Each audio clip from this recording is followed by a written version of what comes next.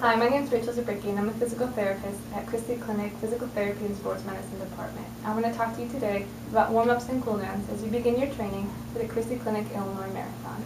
Warm-ups and cool-downs will be a crucial part of your training program. Warm-ups have been found to improve performance as well as decrease joint and muscle stiffness. So basically, the warm-up is going to help you run at a faster pace with greater ease. Cool-downs have been found to decrease muscle soreness by removing waste products from your muscles, such as lactic acid, as well as safely bringing your heart rate and your body temperature back down to safe levels. This will help avoid any fainting or dizziness you may feel after your run. So what should you include in your warm-ups and your cool-downs? Warm-ups should begin with 5 to 15 minutes of brisk walking or jogging, depending on the pace you plan to run that day. You should then follow that up with some sort of dynamic stretching.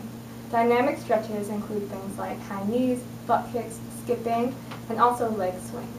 You might not be familiar with leg swings, but they're something that are pretty simple to perform and they'll help loosen up your hips.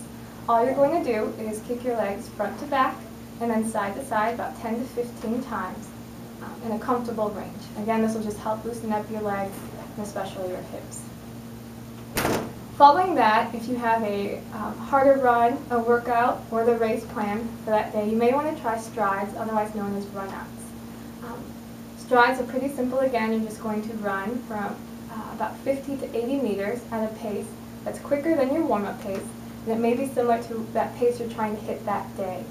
You want to take a short rest break in between each one, and then repeat those 4 to 8 times. Following that, you should be good and ready to go for your run and your race that day.